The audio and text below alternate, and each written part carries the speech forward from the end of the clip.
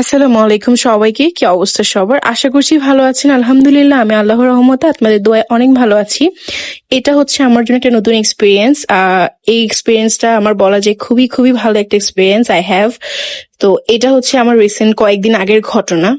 Somehow হচ্ছে আমার balcony দিয়ে এই বুলবুলি পাখিটা আমার বাসায় ঢুকে পড়ে। এখন যেহেতু আমি রাতে তো ঘুমিয়ে পড়বো, খবর থাকবে না। তো ঘুমিয়ে গেলে হচ্ছে আমার বিড়াল যেহেতু আছে বাসায় 3-4টা, তো ওরা সবাই মিলে হচ্ছে এই পাখিটাকে মেরে ফেলবে। এর আগেও একবার এমন হয়েছিল, একটা পাখি ওরা মেরে ফেলেছিল, তখন আমি মানে জানতামই না, জাস্ট সকাল ওঠার পরে দেখছি যে পাখিটাকে মেরে ফেলছে। So this time I can do the same thing. তো এবার তো আমি এটা ছেড়ে দিতে পারি না, তো যার জন্য হচ্ছে অনেকক্ষণ পুরো 1-1.5 ঘন্টা ধস্তাধস্তি করে আমি আর আম্মু মিলে এই পাখিটাকে কোনো মতে হচ্ছে উদ্ধার করি। দেন হচ্ছে যেহেতু প্রচুর গরম পড়তেছে, ও তো মারাত্মক হাঁপাই ছিল, একদম হা করেছিল। আপনারা তো দেখতেছেন কি পরিমাণের বাজে অবস্থা পাখিটার।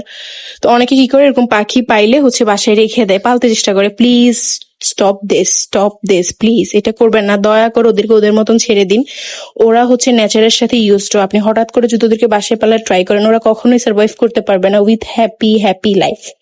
তো এটা কখনোই করবেন না। আমরা হচ্ছে কিছুক্ষণ ওকে ট্রাই করে পানি খেয়েছি, এবং পানি খাওয়ানোর পরে আমরা লাস্টলি হচ্ছে ওকে ওর মতন মুক্ত বাতাসে ছেড়ে দিয়েছি।